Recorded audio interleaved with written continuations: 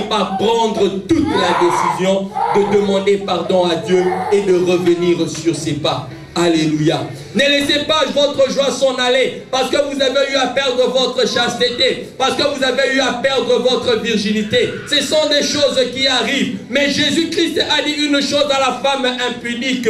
Va, je te pardonne, mais ne réponds plus. Alléluia. Va, mais ne réponds plus.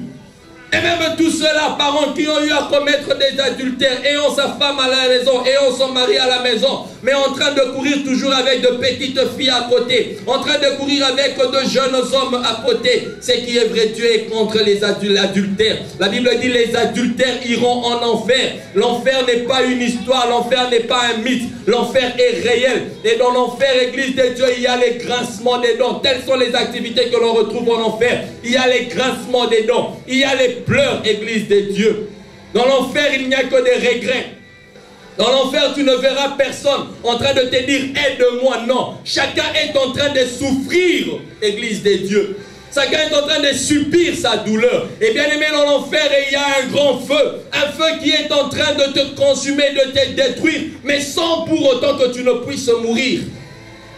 Bien aimé, c'est grave, l'enfer, ne jouons pas avec l'enfer.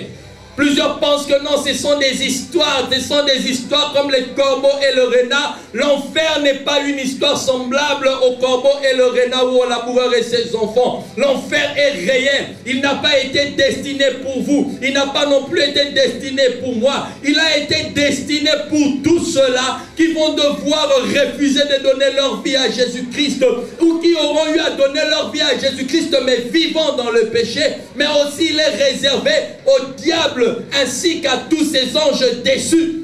C'est pour eux que l'enfer a été destiné. L'enfer n'est pas destiné pour toi, Église de Dieu. Il y a un lieu meilleur que le Seigneur a préparé pour toi. C'est le ciel, Église de Dieu. C'est la nouvelle Jérusalem. Où j'étais en train de dire la fois passée dans Apocalypse 21. C'est le lieu qui est construit avec toute espèce de pierre précieuse. C'est Dieu c'est le lieu qui est construit avec de l'or, du vrai or, Église de Dieu.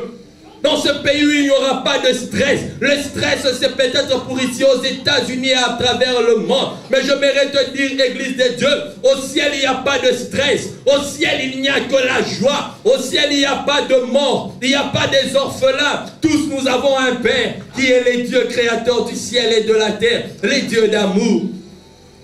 Bien-aimés, ne ratons pas cet événement. Ne ratons pas les noces de l'agneau. Le thème de mon message de la fois passée. Et très bientôt, Église de Dieu, Jésus-Christ revient. Il revient très bientôt. 2 Pierre 3 est en train de le dire. Que plusieurs sont en train de se dire, mais depuis que les promesses ont été faites, que Jésus revient bientôt, plusieurs pensent que cela devient une blague. Et plusieurs pensent que cela n'est qu'une aventure. Et que les gens peut-être le disaient juste pour se faire plaisir. Église de Dieu, la parole de Dieu est oui et amen. Dieu n'est pas un homme pour blaguer avec nous. Dieu n'est pas là pour faire de comédie avec nous. Tout ce qu'il a dit, il a la capacité de l'accomplir. Jésus-Christ revient bientôt. La Bible dit, s'il tarde dans l'accomplissement de ses promesses, il ne veut qu'aucun de nous ne puisse périr. C'est tout ce que Dieu désire. Il ne veut pas que toi et moi allons en enfer. Dieu ne veut pas que nous périssions. Dieu veut que nous soyons sauvés. Voilà pourquoi la Bible dit, en ce jour-là, Jésus-Christ reviendra comme un voleur, au son de la trompette, à la voix d'un archange. La Bible dit, Jésus-Christ sera dans les airs et une trompette va être sonnée. Et lorsque la trompette sera sonnée, Église de Dieu, premièrement, le mort en Christ seront ressuscités. Voilà pourquoi réjouissez-vous, vous qui avez vos parents, vos amis, vos frères, qui sont morts en Christ Jésus. La mort n'est qu'un sommeil. Et très bientôt, lorsque la trompette sera sonnée, on va se rencontrer tous dans les airs. Après que ceux qui sont morts en Christ ressusciteront, la Bible dit, nous qui serons restés vivants, ayant reçu le Seigneur Jésus-Christ et marchant dans la parole de Dieu, nous allons rejoindre tous ceux-là qui sont morts dans le Seigneur et qui ont été ressuscités, et on va se retrouver dans les airs et on ira pour aller célébrer le noce de l'agneau. Quel événement magnifique et meilleur. Hier j'ai vu, Papa Béni n'est pas avec nous comme vous le savez aujourd'hui. Il est allé bénir et célébrer un mariage à Philadelphia. Et on s'est gardé contact et il m'a dit que les choses étaient vraiment parfaites. Il vous salue au nom de Jésus-Christ. Et bien aimé, ce qui est meilleur, c'est que c'est vrai, on s'est marié pour la terre. Mais bien aimé, à quoi ça te servira de te marier sur la terre et de ne pas, bien aimé, te marier au ciel? Il y a un mariage meilleur et magnifique qui nous attend, Église de Dieu. C'est les noces de l'agneau. Les noces de l'agneau. Ne ratons pas le mariage avec Jésus-Christ au ciel, Église de Dieu. J'ai hâte, Paul est en train de dire. Il est secoué, il veut aller vivre au ciel. Mais au même moment, certaines obligations de la terre est en train de le contraindre. Il est partagé. Mais bien aimé, mon vœu, le vœu de mon cœur, c'est qu'au jour de la trompette, que tous nous soyons enlevés. L'enlèvement, la Bible dit, ça sera comme avec un clin d'œil. On est assis comme ça, et lorsque nous faisons des clins d'œil, tac, tu vois le frère ou la soeur qui est à côté de toi disparaître. Et bien aimé, c'est en ce jour-là que nous allons comprendre que ces choses étaient sérieuses. Bien aimé, ces choses sont sérieuses. Jésus-Christ revient. Il revient bientôt. La Bible dit, préparons-nous à la rencontre des dieux. Préparons-nous. On peut parler de la joie sur la terre, mais la joie parfaite, bien aimé, c'est au ciel. C'est au ciel. Voilà pourquoi si tu veux être heureux tout au long de ta vie, bien aimé, prépare ton lendemain. Parce que le lendemain se prépare aujourd'hui. Et je disais que chacun a un passé. Tu ne dois pas t'en vouloir avec ton passé. Parce que Dieu est un Dieu d'amour. Et Dieu est celui qui pardonne. Et il est capable de restituer et de restaurer. Bien-aimé, cherche à bâtir bien ton présent afin de pouvoir bien préparer ton avenir. Parce que l'avenir, bien-aimé, dépend de ce que tu fais aujourd'hui. Ton futur dépend de ce que tu es en train de s'aimer aujourd'hui. Alléluia. Les gens qui réussissent aujourd'hui sont peut-être ceux-là qui avaient échoué hier. Alléluia. Voilà pourquoi, bien-aimés, ne perdons pas espoir par rapport à notre lendemain. Mais le comble, je suis en train de craindre une chose. Toute personne qui mourra aujourd'hui, en ce jour, mais qui ne meurt pas dans le Seigneur Jésus-Christ, ta place sera en enfer, alors que les autres seront en train de ressusciter au jour de l'enlèvement. Toi, tu ne ressusciteras qu'au dernier jour pour le jugement final, le jugement dernier, et pour être jeté en enfer. Voilà pourquoi prépare-toi bien par rapport à ces deux événements. L'enlèvement de l'Église et le jugement, ou l'enlèvement de l'Église et la mort qui peut arriver à n'importe quel moment. Même si la mort pouvait te trouver à n'importe quel moment, sois prêt de mourir en Christ Jésus. Alléluia. Bien-aimé, parce que ce que Dieu veut, c'est que nous soyons complètement joyeux. Et bien-aimé, parlons de la joie. Nous sommes en train de parler de cette histoire. Nous sommes en train de parler de l'histoire de Cana, où il y a eu une grande fête. Jésus-Christ a été invité. Et je disais la fois passée que souvent nous invitons Jésus-Christ dans nos problèmes, dans nos affaires. Jésus-Christ vient, il donne solution. Après quoi, nous l'abandonnons. Nous l'oublions. Et c'est comme hier, Papa Béni était en train de me faire rire. Il y a eu mariage à l'église, on a chanté les cantiques de Dieu. Et arrivé à la salle des fêtes, c'était les chansons là que vous connaissez là. La Bible dit, réjouissez-vous dans le Seigneur. Mais chose étrange, après le mariage, bien aimé, on ne se réjouit plus dans le Seigneur. Les hommes de foi pensent que quand ils ont de fois besoin de Dieu quand ils sont dans des besoins. Quand on est dans des besoins, là on reconnaît la valeur des dieux. Et lorsque nous recevons ce dont nous avons besoin, nous oublions Dieu. Bien-aimé, Église de Dieu, Dieu n'est pas un dupe. Tu ne peux pas, bien-aimé, escroquer Dieu. Jamais. Il connaît ton cœur et les intentions de ton cœur. Voilà pourquoi à quelques personnes, Dieu ne donne pas parce qu'il sait voir les mauvaises motivations de vos cœurs. Dieu voit les mauvaises motivations. Voilà pourquoi tu peux demander pendant des années, tu peux gêner, prier. Lorsque Dieu ne trouve pas sa part, il ne te le donne pas. Et c'est ce que la Bible nous présente, Église de Dieu. Que Jésus-Christ a été invité, il a répondu. Et la fois passée, je vous ai dit que maintenant, c'était à Dieu de pouvoir nous inviter aussi à sa fête. Mais nous refusons, parce que nous avançons des raisons. On a lu cela dans Luc 14 la fois passée. Un roi a organisé un grand repas pour son enfant. Imaginez-vous aujourd'hui, Obama vous invite et vous avancez une raison. Non, je viens de me marier, je ne veux pas. Oh non, je n'avais pas nettoyé tous mes habits pendant la semaine et je dois les nettoyer seulement les dimanches. Le jour où tu peux venir à l'église, c'est seulement... Vous savez les gens, je ne sais pas comment de fois nos cœurs sont Église de Dieu. Pourquoi on ne veut pas prendre Dieu à sa juste valeur? Quand il s'agit de travail bien aimé, On s'arrange pour être toujours à temps. On s'arrange pour ne pas être absent. Alléluia. On fait de notre mieux. Pourquoi? Parce qu'on ne veut pas perdre notre travail. Mais pourquoi quand il s'agit des choses de Dieu, venir à l'église juste pendant 2 heures, 2 heures, de 11h à 13h. Mais nous sommes les premiers à avancer des excuses. Comme cette histoire qu'on a vue la fois passée. L'un a commencé à présenter des excuses. Je viens de me marier. L'autre a avancé une autre excuse. Que non, je vais aller voir mon champ. C'est seulement le dimanche que tu trouves mieux pour aller voir ton champ. Seulement le dimanche. Et l'autre a avancé encore une raison. Oh non, j'ai encore mes bœufs là-bas. Je veux devoir partir pour faire mon élevage et consort. Là, ce ne sont que des exemples. Et c'est pour encore dire à d'autres personnes, nous ne manquons pas toujours des excuses quand il s'agit des invitations des dieux. Église de Dieu, tous ceux-là qui s'étaient excusés en mal. Parce qu'il y a de ces excuses qui ne sont que des prétextes pour ne pas prendre part à l'invitation. Mais la Bible nous montre que tous ceux-là qui s'étaient excusés sous prétexte de... La Bible nous montre que lorsque le repas avait commencé, ils n'avaient pas eu droit d'entrer dans la salle. Alléluia.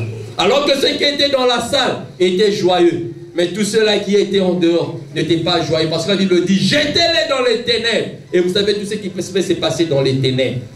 Et c'est ce que j'étais en train de dire. Jésus a pris part dans cette fête.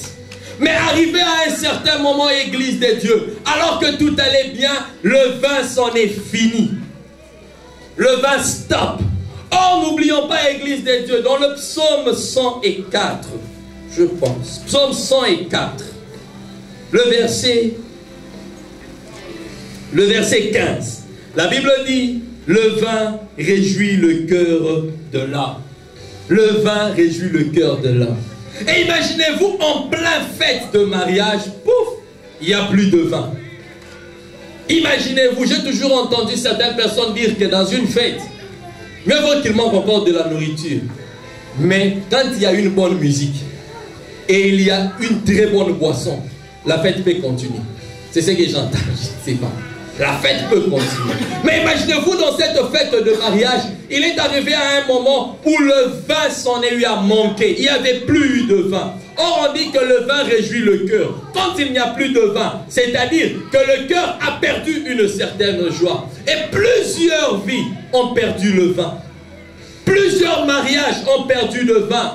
Il n'y a que mariage apparent, parce qu'on avait eu à faire des promesses aux yeux des dieux et aux yeux des hommes. Mais dans la vie en couple en soi, la chose qui crée cette joie de couple, le vin qui vient créer la joie de couple, ce vin-là n'existe plus. Beaucoup de couples ne sont devenus que comme des tombeaux blanchis. Alléluia. Vous savez ce qui se passe dans des tombeaux blanchis? Il n'y a que du blanc à l'extérieur, mais à l'intérieur, il n'y a que des squelettes. Il y a également beaucoup de corps, église des dieux, qui ont perdu de vin. On est en train de voir une très belle fille comme ça, comme une fille parmi les filles que j'encadrais. Une fille qui était très jolie, très belle. Mais elle est venue m'avouer une vérité, église de Dieu, qui m'a choqué. Elle m'a dit, papa, où est-ce que je suis là? J'ai eu à connaître un avortement. Et la conséquence, c'est que je me suis fait arracher une trompe.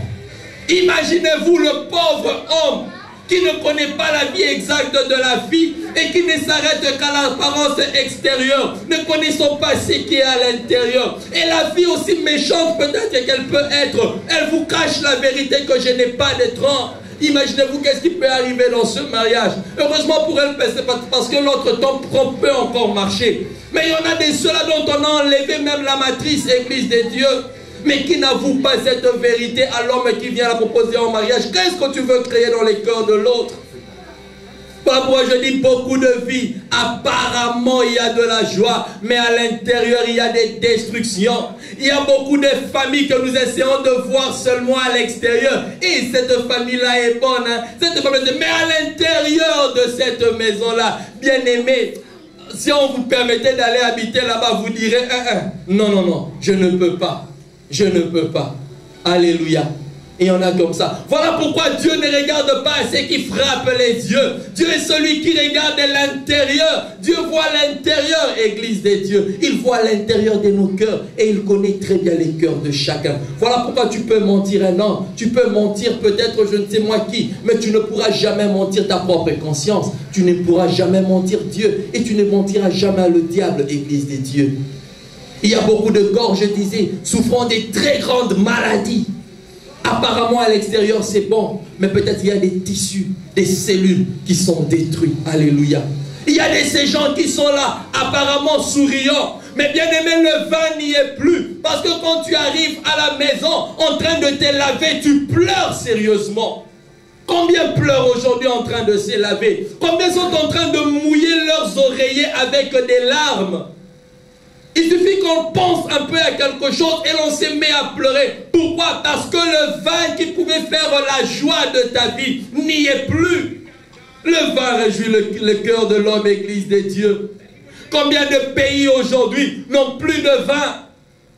N'ont plus de vin, Église de Dieu. De pays qui ne font que se lamenter. De pays qui ne font que crier jour et nuit. Ah Dieu, tu nous as abandonnés. Mais Église de Dieu, je viens de dire à quelqu'un que Dieu est capable de restaurer le vin de ta vie. Et non pas seulement de restaurer, mais d'en produire une grande quantité, mais d'une bonne qualité aussi. C'est ce que nous présente à la fin de cette histoire. Voilà pourquoi dans la réunion prochaine, ne manquez pas. Je veux devoir continuer ce message. Comment est-ce que Dieu peut arriver à restaurer, à restituer ce vin qui est en train de manquer dans votre cœur? Le vin qui est en train de manquer dans le mariage. Le vin qui manque dans le travail. C'est vrai qu'on avait un bon travail. On t'appelait les chefs. Lorsque tu entrais, c'est tout le monde qui s'est levé. Bonjour chef, bonjour patron. Et tu arrives un jour. Plus personne ne t'appelle patron. Plus personne ne t'appelle chef. Le vin est parti. Et tu sombres en souci. Et ça devient une vie de stress et de regret. Mais bien aimé, une chose vraie, nous l'avons lu dans Jérémie 37, 17. Il y a de l'espérance pour ton avenir. Est-ce qu'on peut lire ensemble? Il y a de l'espérance pour ton avenir. Est-ce qu'on peut encore dire ensemble? Il y a de l'espérance pour ton avenir. Et ce qui est vrai, Église de Dieu, ceux qui se confient en Dieu ne sont jamais déçus. Jamais déçus, jamais déçus, jamais déçus. Le dimanche prochain, revenons de bonne heure. Nous allons parler encore de ce message. La deuxième partie, comment Dieu peut restituer le vin dans nos vies. On se lève et nous voulons prier.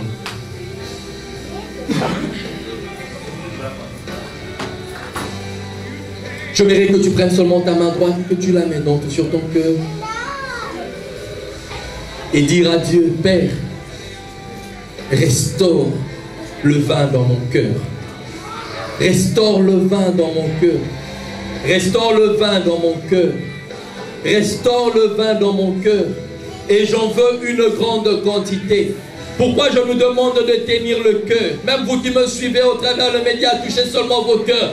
Je vous demande de toucher vos cœurs parce que la Bible dit garde ton cœur plus que toute autre chose. Car c'est de lui que viennent les sources de la vie. C'est de lui que viennent toutes les choses.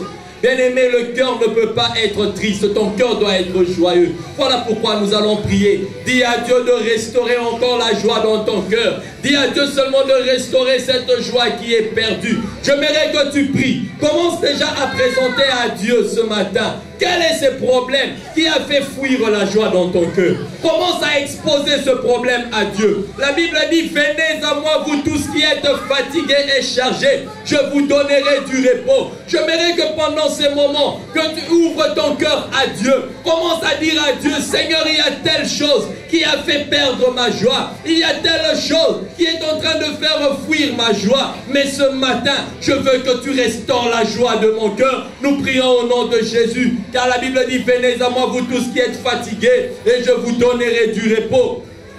Père, je viens à toi. Père, je viens à toi. Je viens à toi, oh Dieu. Je viens à toi afin que tu restaures encore, oh Dieu, la joie dans les cœurs. S'il te plaît, viens restaurer la joie dans les cœurs. Toi qui connais les cœurs de tout un chacun d'entre nous. Tu connais les cœurs de tout un chacun d'entre nous, oh Dieu. Tu connais, oh Dieu, combien de cela, Père, qui avaient une vie de luxe. Mais actuellement, Yahweh, c'est une grande souffrance financière qui entre. Et Seigneur, cela a fait que la joie soit perdue. Combien sont de ceux-là qui ont perdu leurs parents et ils ne croient plus à leur avenir? Mais alors que toi, tu es le Père des orphelins. Combien sont de ceux-là, oh Dieu, qui étaient mariés et qui ont rencontré le divorce au-devant d'eux? Et c'est maintenant, oh Dieu, la tristesse qui est entrée à cause de ces divorces.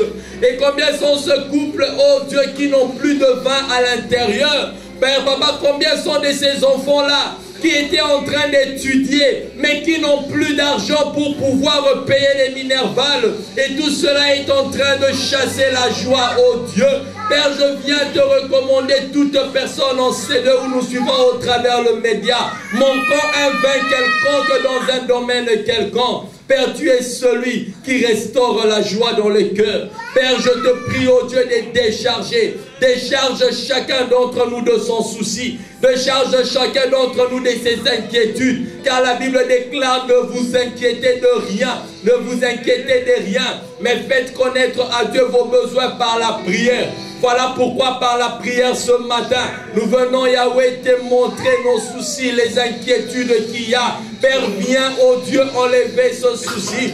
Viens, oh Dieu, nous décharger de nos inquiétudes. Et viens apporter ta joie dans nos cœurs. Viens apporter ta joie dans nos cœurs, afin que notre joie soit parfaite comme la parole de Dieu le déclare. Père, je prie que tous ceux-là qui nous ont suivis, même à travers le média, et tous ceux-là qui ne sont pas présents avec nous, je recommande Papa Béni et sa femme. Père, je prie, oh Dieu, que tu restaures encore plus de joie dans ce couple, que tu restaures plus de joie, oh Dieu Yahweh, dans ces foyers, que tu restaures encore plus de joie dans cette église Shama Church, oh Dieu.